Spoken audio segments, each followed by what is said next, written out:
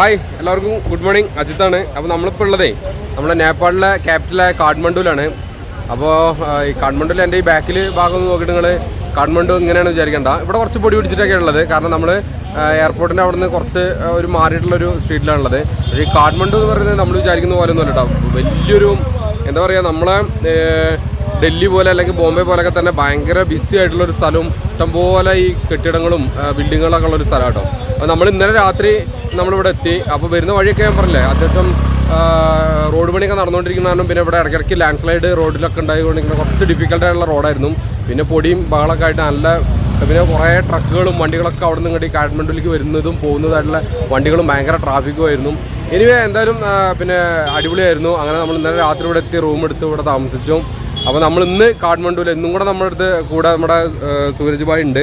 അപ്പോൾ നമ്മൾ ഇന്ന് ആളെ വെച്ചിട്ട് നമ്മൾ കാഠ്മണ്ഡുവിലെ കുറച്ച് സ്ഥലങ്ങളൊക്കെ ഇന്ന് കവർ ചെയ്യാൻ വേണ്ടി പോവുകയാണ്. അപ്പോൾ അതിൻ്റെ വീഡിയോസൊക്കെ നമുക്ക് കാണാം.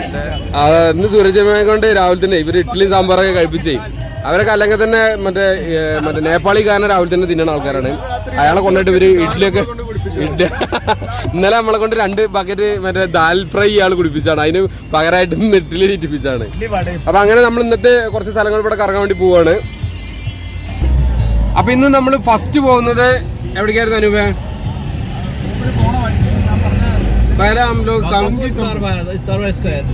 ഭക്തപൂർ ദർബാർ സ്ക്വയറിലാണ് നമ്മൾ ഫസ്റ്റ് പോകുന്നത്. അപ്പൊ അങ്ങോട്ട് പോയിക്കൊണ്ടിരിക്കുകയാണ്. ഇത് നമ്മൾ താമസിച്ചതുണ്ടോ എയർപോർട്ടിന്റെ അടുത്ത് തന്നെ. ഇതൊക്കെ എയർപോർട്ടിന്റെ കോമ്പൗണ്ട് ആണ്. എയർപോർട്ട് നാം ത്രിഭുവൻ അന്താരാഷ്ട്ര ഇന്റർനാഷണൽ എയർപോർട്ട്. അപ്പൊ അതാണ് സംഭവം. അപ്പൊ നമുക്ക് നാളെ നമ്മുടെ ഒരു മറ്റേ മൗണ്ടൻ ഫ്ലൈറ്റ് ഉണ്ട്. അതായത് എവറസ്റ്റ് ഇങ്ങനെ കാണാനുള്ള ഒരു ഫ്ലൈറ്റിൽ പോകുന്ന പരിപാടി ഉണ്ട്. അത് നമ്മൾ ഓൾറെഡി പ്രീ ബുക്ക് ചെയ്തിട്ടുണ്ട്.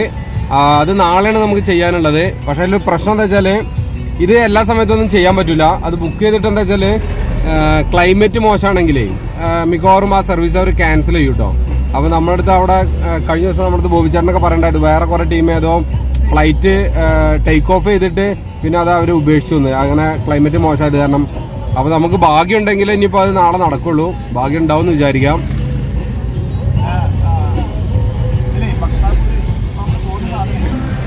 അപ്പോൾ ഇതാണ് നമ്മുടെ ആ ത്രിഭുവൻ ഇന്റർനാഷണൽ എയർപോർട്ടിൻ്റെ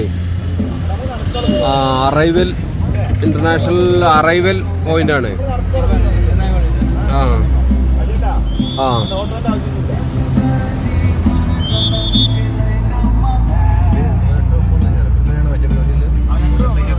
വേണ്ട ഇപ്പൊ ഇവിടേക്ക് വന്നപ്പോൾ ഞാൻ പറഞ്ഞ പോലെ മാറിയില്ലേ, കാഴ്ചകൾ കുറച്ച് ഒരു ക്ലാസ് സെറ്റപ്പിലേക്ക് വന്നില്ലേ.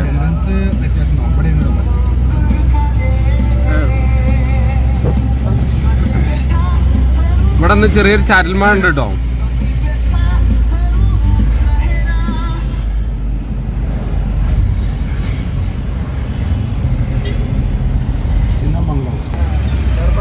അപ്പൊ നമ്മുടെ ഈ മുന്നിൽ പോകുന്ന ഒരു EV വണ്ടി ഉണ്ട്. അപ്പൊ ഇത് ഇവിടെ എങ്ങനെ നമുക്ക് സിറ്റി ടൂർ പോലെയൊക്കെ നമുക്ക് ഓരോ പോയിന്റിലേക്കും ഈ വണ്ടിയിൽ കയറി വേണമെങ്കിൽ പോവാട്ടോ. അതൊരു മറ്റേ പൊല്യൂഷൻ ഫ്രീ വണ്ടികൾ ഇവിടെ അവർ ഇറക്കിയതാണ്. കുറെ അങ്ങനത്തെ EVകൾ കുറെ കിട്ടും ഓരോ പോയിന്റിൽ നിന്ന് നമുക്ക് പോകാൻ വേണ്ടിയിട്ട് വേണമെങ്കിൽ. പക്ഷെ നമ്മളിപ്പോൾ എന്തായാലും സൂരജ് ഭായ് ഉള്ളത് കാരണം പിന്നെ ആളെ തന്നെ കൂട്ടിയിട്ടേ അത് പോവാന്ന് വിചാരിച്ചിരിക്കുകയാണ്. നമ്മൾ ഇവിടെയൊക്കെ കണ്ടാവും ഫുള്ള് ബിൽഡിങ്ങുകൾ മുന്നിലേക്ക്. നമ്മൾ ഈ മുംബൈയിലോ അല്ലെങ്കിൽ ഡൽഹിയിലൊക്കെ പോയവർക്ക് ഇവിടെ കണ്ടോ കുറേ ഈ കോൺക്രീറ്റ് പാടങ്ങൾ എന്നൊക്കെ പറയുന്ന മാതിരിക്കുള്ള സെറ്റപ്പാട്ടോ. മുന്നിലേക്ക് നോക്കി കഴിഞ്ഞാൽ ഫുള്ള് ബിൽഡിങ്ങുകളാണ്. ഇവിടെ പിന്നെ എന്താ വെച്ചാൽ കുറച്ച് കുന്നുമലയുള്ളത് കാരണം നമുക്ക് കുറച്ച് ഹൈറ്റിൽ പോയാലാണ് ആ ഒരു വ്യൂ കറക്റ്റ് കിട്ടുക. അപ്പോൾ ഇവിടുത്തെ ഒരു പഴയ പ്രൈം മിനിസ്റ്റർ ഉണ്ടായിരുന്നു, ബിബി കൊയ്രാള എന്ന് പറയുന്നത്.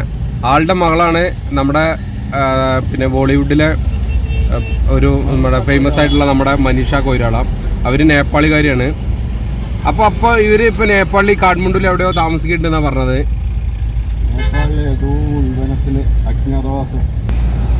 അപ്പോൾ ഇവിടെ ഇപ്പോൾ ഈ ഓഫീസ് ടൈമിംഗ് ആയത് കാരണം ഇവിടെയും ഓഫീസ് ടൈമിംഗ് എന്ന് പറയുന്നത് 10 മണി മുതൽ 4 മണി വരെ കേട്ടോ. അപ്പോൾ അത് കാരണം അത്യാവശ്യം റഷാണ് കണ്ടോ. അപ്പുറത്തെ ട്രാക്കിൽ ഇപ്പുറത്തൊക്കെ വണ്ടികൾ നല്ല ട്രാഫിക്, നല്ല ബ്ലോക്കാണ്.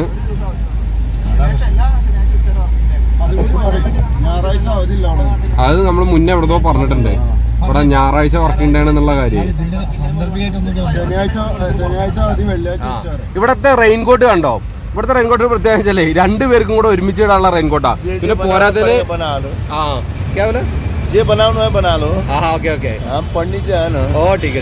അപ്പൊ ആ ബൈക്കിന്റെ മുന്ന് വരെ കവർ ചെയ്യുന്ന രീതിക്കുള്ള ഒരു റെയിൻകോട്ടാണ്.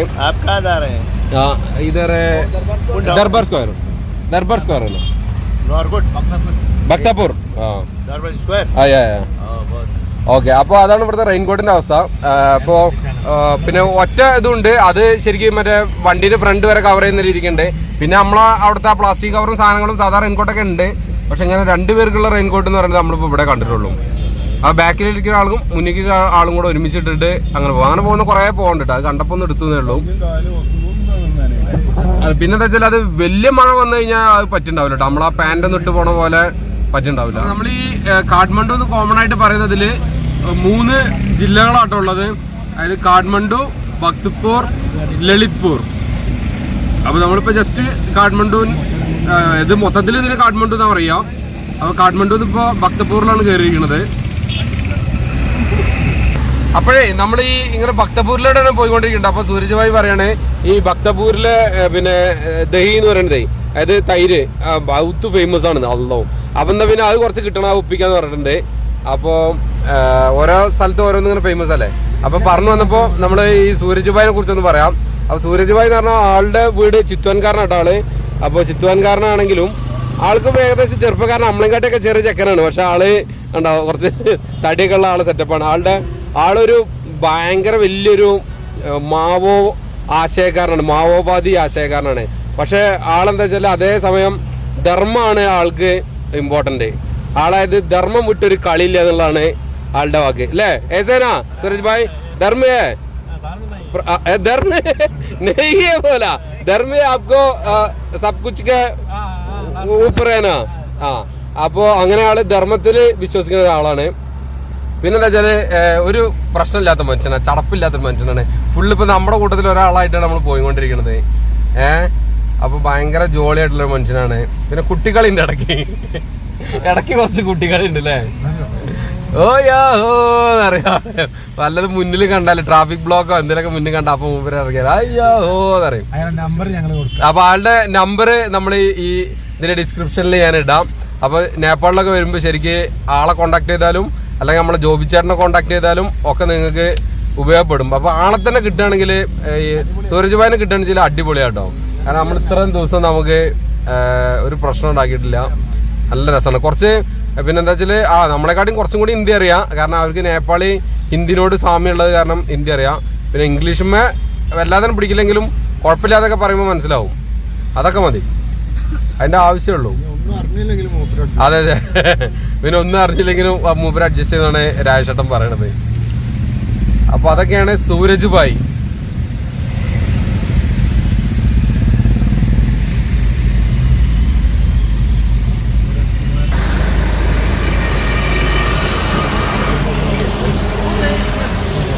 അപ്പോൾ നമ്മൾ ഇത് ഇവിടുത്തെ ഒരു ഇതാണ് മോളാണ് നമ്മുടെ.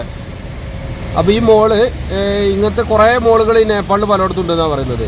ഇവിടുത്തെ വലിയൊരു ഇതാണ് മോളുകളുടെ എന്താ പറയുക ശൃംഖല. പിന്നെ അതിൻ്റെ ഇപ്പുറത്തുള്ളൊരു ബിൽഡിംഗ് ഉണ്ട്. ഇത് ശരിക്കും ഇവിടുത്തെ വലിയൊരു ബിൽഡിംഗ് ആണ് കണ്ടോ. അത് പക്ഷേ പണി തീരാത്തൊരു ബിൽഡിംഗ് ആണ്. ഒരു 20 വർഷമായിട്ട് ഇത് ഇതേ അവസ്ഥയിൽ കിടക്കുകയാണെന്നാണ് പറഞ്ഞത്. എന്തോ കേസിലാണെന്നോ ഒന്നാ പറഞ്ഞത്. കേസ് എന്താണെന്ന് അറിയില്ല. ഒരു 20 വർഷമായിട്ട് ആ കിടപ്പാണ് പറയണത്.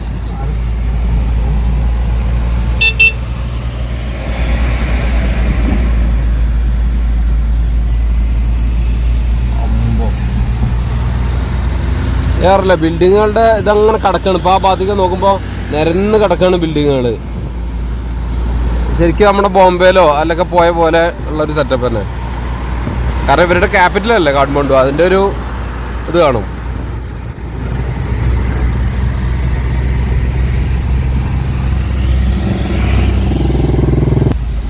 അപ്പം നമ്മൾ ഭക്തപൂരുള്ള ദർബാറിൻ്റെ അടുത്ത് എത്തിയിരിക്കുകയാണ് കേട്ടോ.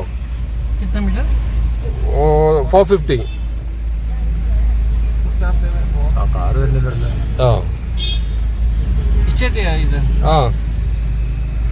സ്ട്രൈറ്റ്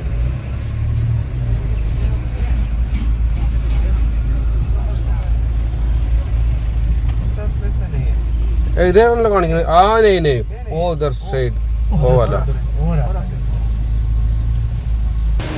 അപ്പോൾ ഈ ഏരിയ എന്ന് പറഞ്ഞാൽ ഇവിടുത്തെ കൺസ്ട്രക്ഷൻ എന്ന് പറഞ്ഞാൽ നല്ലൊരു രസമുള്ള കൺസ്ട്രക്ഷനാണ്.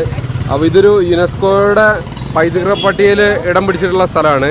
അപ്പോൾ ഇതിൻ്റെ ടിക്കറ്റ് കൗണ്ടർ ഇവിടെയാണുള്ളത്. അപ്പോൾ ഇവിടുത്തെ വന്നിരിക്കുമ്പോൾ നമുക്ക് ഇവിടെ ഈ കടകളൊക്കെ ഉണ്ട്, ഇങ്ങനത്തെ ബാഗുകളും ഇതൊക്കെ വിൽക്കുന്ന കടകളും സാധനങ്ങളൊക്കെ ഉണ്ട്.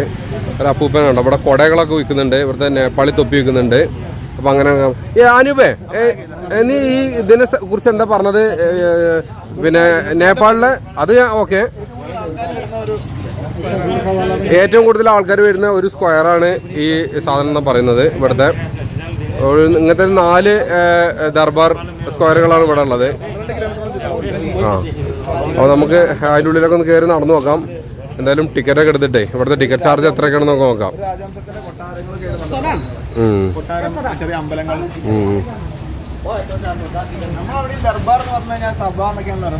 അതെ അതെ, നമ്മളടുത്ത ദർബാറിൽ ഇപ്പൊ ദർ പോയിട്ട് ബാറ് മാത്രമായി തുടങ്ങിയില്ല. ആ ടിക്കറ്റ് ഉണ്ട്. അപ്പോൾ ഇവിടെ കണ്ടോ ഒരു 500 രൂപയാണ് നമുക്ക് ഇന്ത്യക്കാർക്ക് ഇവിടേക്ക് ചാർജ്. അപ്പോൾ ഇതിൽ നമുക്കൊരു മാപ്പും ഇതൊക്കെ അവർ തരുന്നുണ്ട് ഓരോരുത്തർക്ക്. പിന്നെ ഇവിടെ ഗൈഡ് ഉണ്ടെങ്കിൽ 500 എന്ന് പറഞ്ഞു കഴിഞ്ഞാൽ 500 അല്ലടാ, അത് ഗൈഡിനല്ല, ടിക്കറ്റ് ചാർജ് 500 നേപ്പാളിയാണ് കേട്ടോ. പിന്നെ ഗൈഡിന് 1000 നേപ്പാളിയാണ് പറഞ്ഞിരിക്കുന്നത്. അപ്പോൾ ഗൈഡിന് എടുക്കാം, അതല്ലെങ്കിൽ നമുക്ക് ഈ മാപ്പ് നോക്കിയിട്ട്, മാപ്പിൽ ഫുൾ ഡീറ്റെയിൽസ് ഉണ്ട്, മാപ്പ് നോക്കിയിട്ട് കറങ്ങാം. അപ്പോൾ നമുക്ക് ഇതിൻ്റെ ഹിസ്റ്ററി ഫുള്ളായിട്ട് അറിയണമെങ്കിൽ, അത്രയും താല്പര്യമാണെങ്കിൽ നമുക്ക് ഗൈഡിന് എടുക്കാം, അതല്ലെങ്കിൽ നമുക്ക് ഇത് നോക്കിയിട്ട്. Bhaktapur means the city of devotees, where a lot of Hindu, Buddhist people, they live in harmony, helping with each other. So this is also the first capital of Nepal. So almost in Nepal there were 6 dynasties, they were ruling in Nepal. But whatever we can see in Kathmandu Valley, like in 3 Darbar Square, like in Kathmandu, Patan and Bhaktapur, they were from the Malla dynasty. So Malla dynasty, they were the 5th dynasty. And 5th dynasty, they were ruling in Kathmandu Valley, so up to 1826. Then after the Saha king, you know the Gorkha regiment, right? So Gorkha regiment, from there is a place called Gorkha, so on the western part of Nepal. So it's 100 kilometers far from here on the way to the Pokhara. So there was a kingdom from the Saha dynasty. So one of the king, known as King Prithvinarayan Saha, he was the one, so he came to Kathmandu Valley, and he liked the 3 Darbar Square of the Kathmandu, also the Kathmandu Valley, because it was the main center for making the trade relationship with India and Tibet. And also here the climate was very good, and also the land was very fertile for the agriculture. Before the main income source of Nepal was agriculture. That's why the king, he was very far-sighted. So he came here, he made the friendship of the 3 kings of Kathmandu Valley. So he could know all the weakness of the 3 palaces. So he went back to his country, his place, and then after he brought the soldier from India, gave the training, and he started to attack. നമ്മൾ ഈ ഷാ രാജവംശത്തിന്റെ കീഴിലായിരുന്നു, means ഷാക്കളായിരുന്നു ഇവർ ഭരിച്ചുകൊണ്ടിരുന്നത് നേപ്പാള്. ആകെ 2001 ഇവർ ശരിക്കൊരു democratic country ആയി മാറുന്നത് കേട്ടോ. അപ്പോൾ നമ്മളിവിടെ ഇങ്ങനെ കയറി വരുമ്പോൾ നമ്മൾ ഒരു കുളമൊക്കെ ഉണ്ട് ഇവിടെ കേട്ടോ. അപ്പോൾ ഈ നേപ്പാളിൻ്റെ ആദ്യത്തെ ക്യാപിറ്റൽ ശരിക്കും ഭക്തപൂർ, അതായത് അവരുടെ രാജ്യം ഭരണത്തിൻ്റെ സമയത്ത് ഇവിടെ ആയിരുന്നു എന്നാണ് പറയുന്നത് കേട്ടോ ആള്.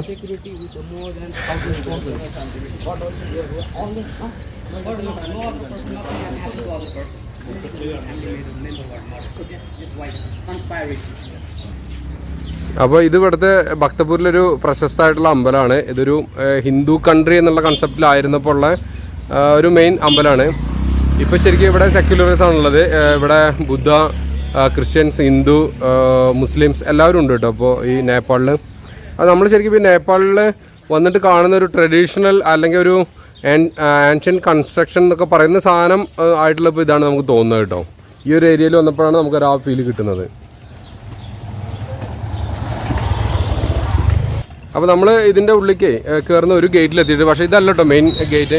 അപ്പോൾ ഇത് ഇപ്പോൾ ശരിക്കും ഇതൊരു റെസിഡൻഷ്യൽ പ്ലേസാണ്, അതുകൊണ്ടാണ് ഇത് കൂടെ ആൾക്കാർ ബൈക്കായിട്ടൊക്കെ പോകുന്നത്. അപ്പോൾ ഇതിനുള്ളിൽ കയറി കഴിഞ്ഞാൽ നമുക്ക് ആ സ്ക്വയറിലേക്ക് കയറുന്ന, അതായത് അവരെ പഴയ രാജ ഇതിൻ്റെ സ്ക്വയറിലേക്ക് കയറുന്ന മെയിൻ ഗേറ്റ് നമുക്ക് കാണാൻ വേണ്ടി പറ്റും കേട്ടോ.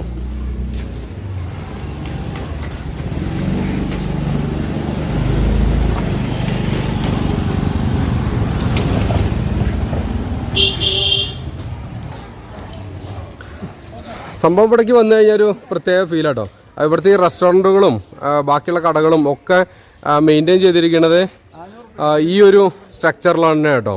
അതായത് ഇഷ്ടികയും കൊണ്ട് ഉണ്ടാക്കിയ ആ ഒരു ബ്രൗൺ കളറായിട്ടുള്ള ആ ഒരു സെറ്റപ്പിൽ മെയിൻറ്റെയിൻ ചെയ്തിട്ടുണ്ട്. അപ്പോൾ അതിൻ്റെ ഒരു ആ ഒരു ഫീല്, ആ ഒരു ഭംഗി നമുക്ക് ഇപ്പോഴും ഇവിടെ മെയിൻറ്റെയിൻ ചെയ്തിട്ടുണ്ട് കേട്ടോ. ഇവിടെ എത്തിയപ്പോൾ പ്രത്യേക രസം തോന്നുന്നുണ്ട് നമുക്ക്. പിന്നെ ഇവിടെയൊക്കെ കൊത്തുപണികൾ എന്ന് പറഞ്ഞാൽ നമ്മുടെ അവിടെയൊക്കെ ഉള്ളത് കുറേ കല്ലിലല്ലേ കൊത്തുപണികൾ, പക്ഷേ ഇവിടെ ഒക്കെ മരത്തിലുള്ള കൊത്തുപണികളാണ് അധികം നമുക്ക് കാണുന്നത്.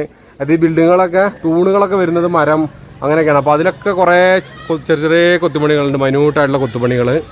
ഇപ്പോൾ ഈ ബിൽഡിംഗ് എന്ന് പറയുന്നത് പഴയ കാലത്ത് രാജാവിൻ്റെയും അവരുടെ രാജ്ഞിമാരുടെയൊക്കെ ജോലിക്കാരും അല്ലെങ്കിൽ അവരുടെ റിലേറ്റീവ്സൊക്കെ താമസിച്ചിരുന്ന ഒരു പ്ലേസാണ്, ഒരു റെസിഡൻഷ്യൽ ബിൽഡിംഗ് ആണ്.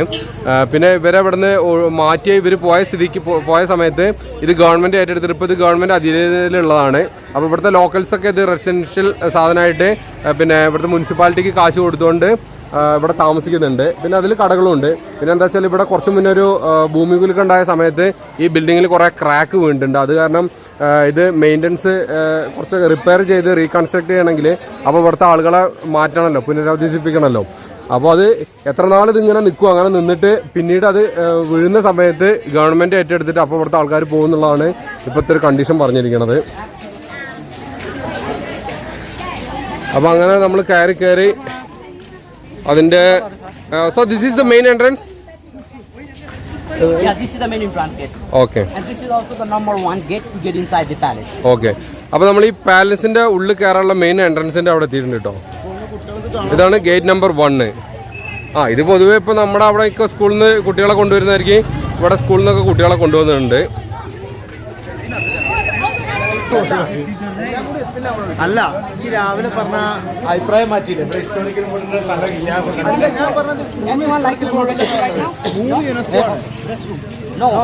I want to go use the restroom. Okay. നോക്കണ്ട, ഈ ഡോറിലൊക്കെ ഉണ്ടോ ഈ കൊത്തുപണികൾ എന്ന് പറഞ്ഞു കഴിഞ്ഞാൽ ഞാൻ നേരത്തെ പറഞ്ഞില്ല മരം കൊണ്ടുള്ള ഡോറാണ്. ഇതിലൊക്കെ അതിൻ്റെ ഹാൻഡിൽ പോലും നല്ല കൊത്തുപണികളുണ്ട്. പിന്നെ പൊതുവെ ഇങ്ങനത്തെ ഹിസ്റ്റോറിക്കൽ സ്ഥലങ്ങളിലുള്ള പോലൊക്കെ തന്നെ ഇവിടെ റീകൺസ്ട്രക്ട് ചെയ്യുന്നതും ആ ഒരു ഫീല് നിലനിർത്തിക്കൊണ്ടാണ് ഇവർ റീകൺസ്ട്രക്ട് ചെയ്യുന്നത് കേട്ടോ. അപ്പോൾ നമ്മളവിടെയൊക്കെ ആയാലും അങ്ങനെ തന്നെയാണല്ലോ. അപ്പോൾ ഈ ഒരു ഫീല് നിർത്തിക്കൊണ്ട് തന്നെ റീകൺസ്ട്രക്ട് ചെയ്യുന്നുണ്ട്. ഇതൊക്കെ കുറേ പഴയ ചരിത്ര കാലത്തുള്ള സാധനങ്ങളുണ്ടാവും.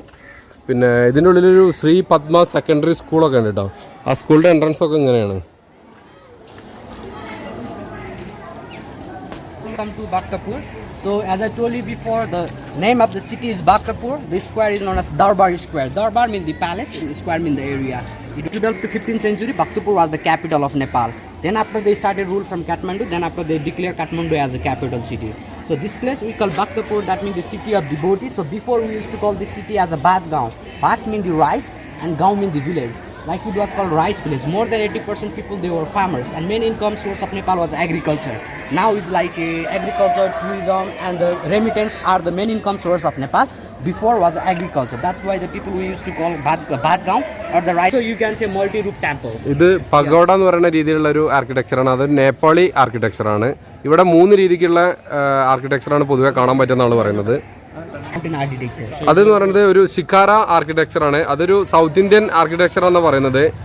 പക്ഷെ സൗത്ത് ഇന്ത്യയിൽ എനിക്ക് തോന്നുന്നത് ഇഷ്ടിക കൊണ്ടല്ല ഉണ്ടാക്കുക, കല്ലിൽ ഇങ്ങനെ കൊത്തി ഉണ്ടാക്കുന്നത്. നമുക്ക് ഒരു പിരമിഡ് ലൈക്ക് ഒരു stupa like construction. Then we have Tibetan. Where it is? It is also inside. Okay. പിന്നെ തിബറ്റൻ ഒരു ആർക്കിടെക്ചറിലുള്ളതാണുള്ളത്. വിച്ച് ഈസ് കോൾഡ് സ്തൂബ എന്ന് പറയുന്ന ഒരു രീതിക്കുള്ള അത് ഉള്ളിലുള്ളത് നമുക്കത് കാണാം. പിന്നെ എന്താ വെച്ചാൽ ഒരു കാര്യം എന്താ വെച്ചാൽ ഇത് ഈ ഒരു പാലസിൻ്റെ ഈ ഒരു ഭാഗത്തെ ഇവിടെ ഈ റിലേറ്റീവ്സും ഇവരൊക്കെ താമസിച്ചിരുന്ന ഭാഗം തന്നെയായിരുന്നു. പിന്നെ അതിൻ്റെ അപ്പുറത്തൊരു ഭാഗത്ത് എന്ന് പറഞ്ഞാൽ ഇവിടുത്തെ അമ്പലങ്ങളും കാര്യങ്ങളൊക്കെ ഉള്ള ഭാഗമായിരുന്നു. പിന്നെ വേറെ കാര്യം എന്താ വെച്ചാൽ ഈ നേപ്പാൾ ആദ്യം ഒരു ഹിന്ദു രാജ്യമായിരുന്നു. കാരണം കുറേ ഇവിടുന്ന് ആളുകൾ ഇന്ത്യയിലേക്ക് ഒരു നാലമ്പല ദർശനം എന്ന് പറഞ്ഞ പരിപാടി ഉണ്ട്. അപ്പോൾ അതിന് പോകുന്നൊരു അവസ്ഥ ഉണ്ടായിരുന്നു. അപ്പോൾ അങ്ങനെ പോകാൻ പറ്റാത്തവർക്ക് അത് ഈ നേപ്പാളിൽ തന്നെ ചെയ്യാൻ വേണ്ടിയിട്ട് ഇവിടുത്തെ രാജാവ് അവിടുത്തെ ഇന്ത്യയിലത്തെ ഏതോ എന്താ രാമേശ്വരം, ബദ്രിനാഥ് അങ്ങനെ എന്തൊക്കെയോ ക്ഷേത്രങ്ങളുടെ കൺസെപ്റ്റ് വെച്ചുകൊണ്ട് ഇവിടെ ഉണ്ടാക്കി കൊടുത്തിരുന്ന ഒരു സാധനം ഇവിടെ ഉണ്ട്. അതാണ് നമ്മൾ ഈ കാണുന്നത്.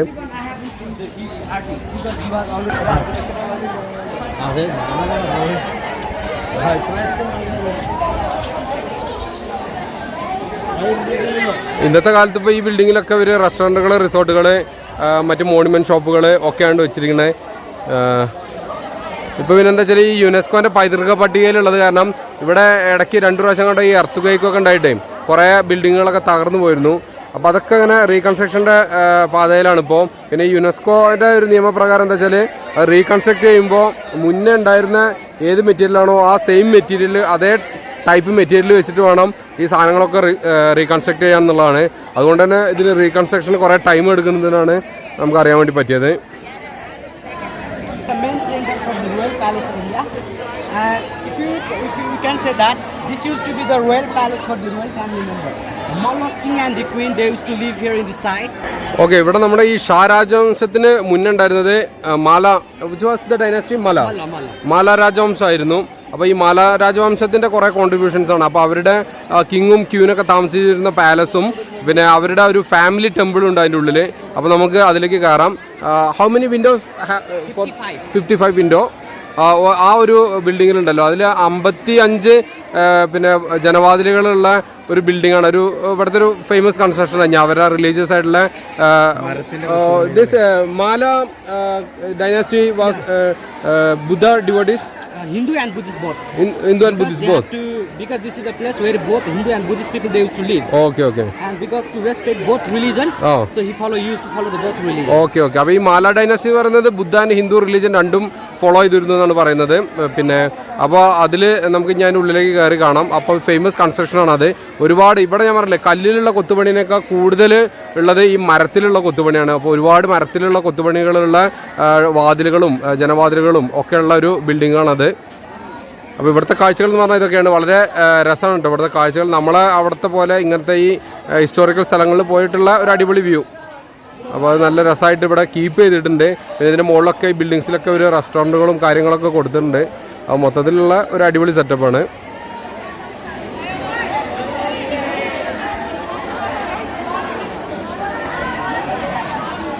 ഇപ്പോൾ ആ ബിൽഡിംഗ് എന്ന് പറഞ്ഞാൽ നാഷണൽ ആർട്ട് മ്യൂസിയം ആയിട്ടാണ് കീപ്പ് ചെയ്തിട്ടുള്ളത്. പക്ഷേ അതിൻ്റെ ഉള്ളിൽ എന്തോ ഈ എർത്ത് കേക്ക് കാരണം കുറേ ഇതൊക്കെ ഉള്ളത് കാരണം പ്രശ്നങ്ങളുള്ളത് കാരണം അവിടുത്തെ കുറേ പെയിൻറ്റിങ്സും സാധനങ്ങളൊക്കെ അതിനുള്ളിലൊരു സ്കൂളിലാണ് സൂക്ഷിച്ച് വെച്ചിട്ടുള്ളതെന്നാണ് പറഞ്ഞത്. അപ്പോൾ അത് നമുക്ക് ഉള്ളിലേക്ക് പോകുന്ന സമയത്ത് and also this is the place where they used to get fresh water for offering to the temple for every morning and evening time. So in the ancient time water used to come through the canal. There is a metal fountain and it is also from the 15th century. So there is a metal fountain. The water used to come through the canal which is like 25 kilometers far from here called the Nagarkot.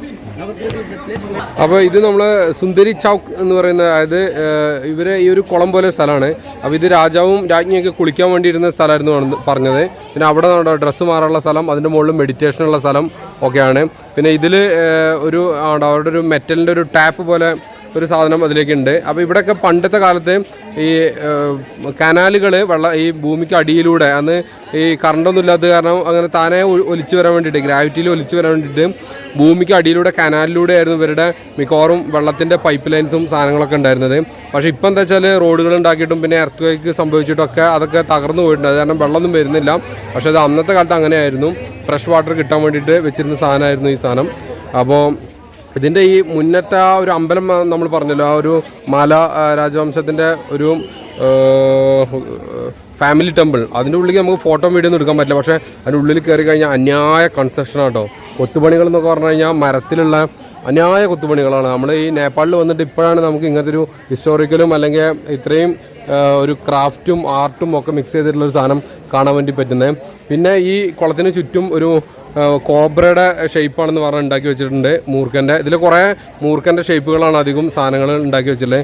അപ്പോൾ അതെന്തിനാ 2 കൺസെപ്റ്റാണ്. ഒന്ന് പിന്നെ വെള്ളത്തിൻ്റെ പിന്നെ source എന്ന് പറയുന്ന ഒരു രീതിക്കും കൂടാതെ പ്രൊട്ടക്ഷൻ എന്നുള്ള രീതിക്കും കൂടെയാണ് എന്നാണ് പറയുന്നത്. ഇവിടെ കുറേ സ്കൂൾ കുട്ടികളൊക്കെ വന്നിട്ട് അവരിത് കാണാൻ വേണ്ടിയിട്ടൊക്കെ ഇവിടുത്തെ സ്കൂളിൽ നിന്നൊക്കെ വന്നതാണ്. പിന്നെ ഇവിടെ കുറേ വേറെ എന്തോ സ്കൂളിൽ നിന്ന് വരെ ഇതിൻ്റെ മെഷർമെൻ്റൊക്കെ എടുപ്പിക്കുന്നുണ്ട്. അത് പഠിപ്പിക്കാൻ വേണ്ടി വന്നിരിക്കുകയാണ് തോന്നുന്നത് കാര്യങ്ങൾ. science, the gravity. അപ്പോൾ നമ്മൾ ഈ പിള്ളേരുണ്ടല്ലോ അവിടെ കുറച്ച് പിള്ളേർ ഈ പിള്ളേർ അപ്പോൾ ഇവരെന്താ വെച്ചാൽ ഇവർ സ്കൂളിൽ നിന്ന് ഇതിൻ്റെ മെഷർമെൻ്റ് ഒക്കെ എടുത്തിട്ട് മാത്തമാറ്റിക്സും സയൻസും സാധനങ്ങളൊക്കെ പഠിപ്പിക്കാൻ വേണ്ടിയിട്ടേ ഇവിടെ കൊടുന്നിട്ട് പ്രാക്ടിക്കലായി പഠിപ്പിച്ചുകൊണ്ടിരിക്കുക. കാരണം എന്താ വെച്ചാൽ നമ്മൾ ആലോചിച്ച് കഴിഞ്ഞാൽ ഒരു കനാൽ ഉണ്ടാക്കണമെന്ന് വെച്ചാൽ തന്നെ അതിൻ്റെ ആ വെള്ളത്തിൻ്റെ ഫ്ലോ അതിപ്പോൾ വേറെ ദൂരെ സ്ഥലത്തു നിന്നൊക്കെ ആയിരിക്കുമല്ലോ ഇവർ ഇതിൻ്റെ വെട്ടി അടിയുടെ ഭൂമിയുടെ അടിയിലൂടെ തുളച്ചു കൊണ്ടുവരുന്നത്. അപ്പോൾ വെള്ളം ഇവിടേക്ക് എത്തുമ്പോൾ വെള്ളം എങ്ങനെ വരണം, എത്ര സ്പീഡിൽ. അപ്പോൾ നമ്മളെന്താ വെച്ചാൽ പറഞ്ഞു വന്നത് അപ്പോൾ ആ കാര്യങ്ങളൊക്കെ ചെയ്യുന്നത് അത്രയും കോംപ്ലിക്കേറ്റഡ് ആയിട്ടുള്ള മാത്തമാറ്റിക്സും സാധനങ്ങളൊക്കെ അന്നേ ആൾക്കാർ അപ്ലൈ ചെയ്തിട്ടുണ്ടായിരുന്നു. അപ്പോൾ ഇന്നത്തെ ഈ സ്കൂളിൽ നിന്ന് ഈ പിള്ളേരെ കൊണ്ടുവന്നിട്ട് ഇതൊക്കെ പ്രാക്ടിക്കലായി പഠിപ്പിക്കുന്നത് ശരിക്കും നല്ല കാര്യമല്ലേ? അതെ അതെ. അപ്പോൾ എന്നാ അന്നത്തെ കാലത്ത് എങ്ങനെ ആൾക്കാർ ഇതൊക്കെ അപ്ലൈ ചെയ്തിരുന്നു എന്നുള്ളതൊക്കെ മനസ്സിലാക്കാൻ വേണ്ടിയിട്ട് പിള്ളേർക്ക് ഇപ്പോൾ പറ്റും.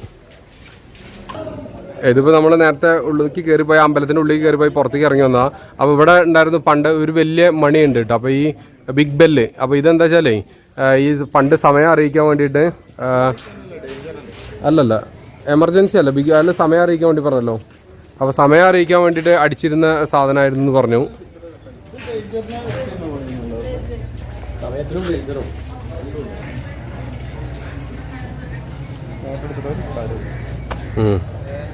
ലൈറ്റിങ്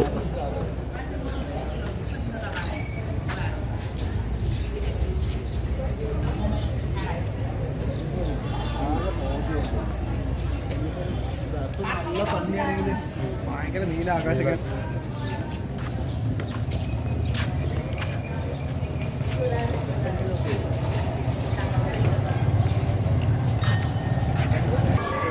അപ്പോൾ ഈ ഒരു ഏരിയയിൽ ഫസ്റ്റ് കൺസ്ട്രക്ഷൻ തുടങ്ങിയിരിക്കുന്നത് ഏകദേശം ഒരു 9th സെഞ്ച്വറി 10th സെഞ്ച്വറി ആ ഒരു സമയത്താണ് കേട്ടോ.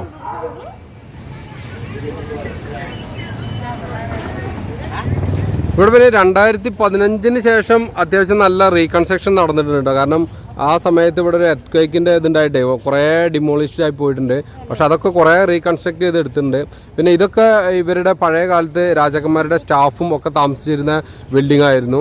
അപ്പോൾ ഇപ്പോഴത്തെ അവസ്ഥയിൽ ഇത് ആർക്കിയോളജിക്കൽ അവരുടെ ഓഫീസും പിന്നെ ഗവൺമെൻറ് ഓഫീസുകളൊക്കെ ആയിട്ട് മെയിൻറ്റെയിൻ ചെയ്ത് പോകുന്നുണ്ട്, അഡ്മിനിസ്ട്രേറ്റീവ് ഓഫീസൊക്കെ ആയിട്ട് മെയിൻറ്റെയിൻ ചെയ്ത് പോകുന്നുണ്ടെന്നാണ് പറഞ്ഞത്. നമുക്ക് മരത്തിലുള്ള കൊത്തുപണികളുടെ കൂടെ തന്നെ കല്ലിലുള്ള കൊത്തുപണികളും ഉണ്ട് ഇവിടെ.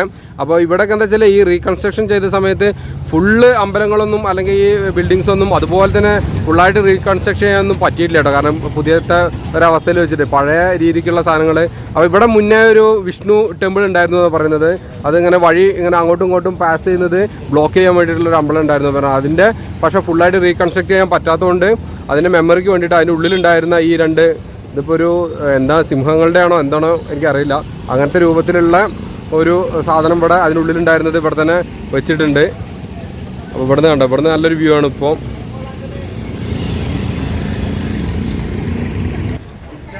ഇനി നമ്മൾ പോകുന്നത് ഇതിൻ്റെ ഇവിടെ ഒരു ബുദ്ധ കൺസെപ്റ്റിലുള്ള ഒരു ടെമ്പിൾ ഉണ്ട്. അപ്പോൾ അതിലേക്കാണ് പോകുന്നത്. ഇവിടുത്തെ എൻട്രൻസ് അതിനുള്ളിലേക്കുള്ള എൻട്രി ഒക്കെ പറഞ്ഞാൽ വളരെ കുഞ്ഞു സാധനമായിരിക്കും കേട്ടോ. Okay, so this is the courtyard. So this is related for the Buddhist religion. So as I told you before, so local people living in Kathmandu Valley known as the Newar. So Newar is not a caste; is a group of community inside the Newar. There are many more castes. So among the many more castes, there are two castes from the Newar. Newar. Yes. Actually, നമ്മുടെ ഈ കാഠ്മണ്ഡുവിൽ ഈ ഭക്തപൂരിലുണ്ടായിരുന്ന ഒരു കമ്മ്യൂണിറ്റിയാണ് നേഴ്വാർ എന്ന് പറയുന്ന ഒരു community. അപ്പോൾ ആ കമ്മ്യൂണിറ്റി എന്ന് പറഞ്ഞാൽ അതൊരു കാസ്റ്റ് ഒന്നുമല്ല, ആ കമ്മ്യൂണിറ്റിയിൽ പല റിലീജിയനിലുള്ള ആളുകളും ഉണ്ടായിരുന്നു എന്നാണ് പറയുന്നത്. അപ്പോൾ അതിലൊരു ബുദ്ധ കൾച്ചർ ഫോളോ ചെയ്യുന്ന ഒരു റിലീജിയൻ ആയിരുന്നു. Which was the religion following this Buddha culture? സാക്യൻ ഭദ്രാചാര്യർ എന്ന് പറയുന്ന അവര് ഒരു വിഭാഗമായിരുന്നു ഈ ബുദ്ധ കൾച്ചർ ഫോളോ ചെയ്യുന്ന ആൾക്കാർ. അപ്പോൾ അവർ ബുദ്ധൻ്റെ ആ ഒരു ഡിവോട്ടീസ് ആയതുകൊണ്ട് അവരുണ്ടാക്കിയെടുത്ത അവരുടെ കമ്മ്യൂണിറ്റി ഉണ്ടാക്കിയെടുത്ത ഒരു അമ്പലം അല്ലെങ്കിൽ അവരുടെ പ്രാർത്ഥനാ കേന്ദ്രങ്ങളൊക്കെയാണ് ഈ സ്ഥലത്ത് നമുക്ക് കാണുന്നത്. ഇത് വലിയൊരു ഏരിയ കേട്ടോ. പിന്നെ നമ്മളിങ്ങനെ നടന്നു വരുമ്പോഴേ ഇവിടെയൊക്കെ കുറേ വലിയ വലിയ ഇതുപോലത്തെ കൺസ്ട്രക്ഷൻസും വലിയ വലിയ കൺസ്ട്രക്ഷനും ഉണ്ട്. പിന്നെ ഇവിടെ ഈ സ്ട്രീറ്റുകളൊക്കെ ഇപ്പോൾ ടൂറിസ്റ്റുകളെ അട്രാക്റ്റ് ചെയ്യാൻ വേണ്ടിയിട്ട് ഇങ്ങനത്തെ ഇവിടുത്തെ സുവനീർസും ഒക്കെ വിൽക്കുന്ന കുറേ കടകളും ഒക്കെ ആയിട്ടുള്ള ഏരിയകൾ തന്നെയാണിത്. അപ്പോൾ ഇതാണ് നമ്മുടെ നേപ്പാളിലെ ഏറ്റവും ഹൈറ്റ് കൂടിയ അമ്പലം എന്ന് പറയുന്നത്. ഇതൊരു കാളിക്ഷേത്രം എന്നാണ് പറയുന്നത്. ഇതിനുള്ളിൽ എന്തൊക്കെയോ ദേവികളുടെ 3 കൺസെപ്റ്റുള്ള വിഗ്രഹങ്ങളും സാധനങ്ങളൊക്കെ ഉണ്ടെന്ന് പറഞ്ഞത്. അപ്പോൾ ഇതെന്ന് വെച്ചാൽ ഒരു 5 തട്ടുകളായിട്ടുള്ള അമ്പലമാണ്. പിന്നെ കൂടാതെ ഇതിന് 108 അടി ഹൈറ്റ് ആണെന്ന് പറയുന്നത് ഉള്ളത്. അപ്പോൾ ഇതിൻ്റെ ബേസ്മെൻറ്റ് വളരെ വലുതായത് കാരണം ഇത് 34-ലുണ്ടായ എർത്ത് ക്വേക്കിലും 2015-ലുണ്ടായ എർത്ത് ക്വേക്കിലൊന്നും അധികം ഡാമേജ് ഒന്നും അതിന് പറ്റിയിട്ടില്ല എന്ന് പറയുന്നത്. പിന്നെ പൊതുവേ ഇത് ഈ ഹിന്ദു റിലീജനും ഈ ബുദ്ധ റിലീജനും ഏകദേശം കുറേ അവർക്ക് കൺസെപ്റ്റുകളൊക്കെ സെയിം ആയത് കാരണം അവരുടെ വിശ്വാസപ്രകാരം ഈ 108 എന്ന് പറയുന്നത് എന്തോ ഭയങ്കര ഇമ്പോർട്ടൻസ് ഉള്ളൊരു നമ്പറായത് കാരണം അത് ആ 108 അടി ഹൈറ്റിൽ ഉണ്ടാക്കിയെന്നാണ് പറഞ്ഞത്. പിന്നെ ഇവിടെ ഒരു ശിവൻ്റെ അമ്പലവും ഇവിടെ തന്നെ ഉണ്ട്. അതിനുള്ളിൽ എന്താ ശിവൻ്റെ പല കൺസെപ്റ്റിലുള്ള എന്തൊക്കെയോ വിഗ്രഹങ്ങളും സാധനങ്ങളൊക്കെ ഉണ്ടെന്നാണ് പറഞ്ഞത്. പിന്നെ ഇവിടെ ഇവരുടെ നേപ്പാൾ ന്യൂ ഇയറിൽ ഇവിടെ എന്താ വെച്ചാൽ ഈ അമ്പലത്തിന് ഇവിടെ ഭയങ്കര പരിപാടികളും സാധനങ്ങളൊക്കെ നടക്കും. ആ സമയത്ത് ഇവിടെ ടഗ് ഓഫ് വാറൊക്കെ നടക്കും എന്നൊക്കെ പറയുന്നത്. എന്തോ അങ്ങനെയൊക്കെ കുറേ അവർക്ക് ഇപ്പോഴും അതൊക്കെ ഇമ്പോർട്ടൻ്റ് ആയിട്ടുള്ള കുറേ കാര്യങ്ങളാണ്. പിന്നെ ഞാൻ വേറെ കാര്യം ശ്രദ്ധിച്ചാൽ ഇവിടെ ഈ വളയും മാലയൊക്കെ വിൽക്കുന്ന സ്ത്രീകൾക്കൊക്കെ യൂണിഫോം ഉണ്ട് കേട്ടോ. അവരെല്ലാവരും ഈ ഒരു ആംബിയൻസിന് പറ്റിയ ഒരു പർപ്പിൾ കളറും ബ്ലാക്ക് ഷോളും ഒക്കെ ഉള്ള സാധനം അതൊക്കെ ഇവിടുത്തെ ഈ കച്ചവടക്കാർ അവർക്ക് യൂണിഫോമൊക്കെ പറഞ്ഞു കൊടുത്തിട്ടുണ്ട് ഇവിടുന്ന്. അപ്പോൾ അങ്ങനെയാണ് ഇവിടുത്തെ സംഭവങ്ങളൊക്കെ. അപ്പോൾ ഇതാണ് നേപ്പാളിലെ ഏറ്റവും ഹൈറ്റ് കൂടിയ ഒരു അമ്പലം എന്ന് പറയുന്നത്.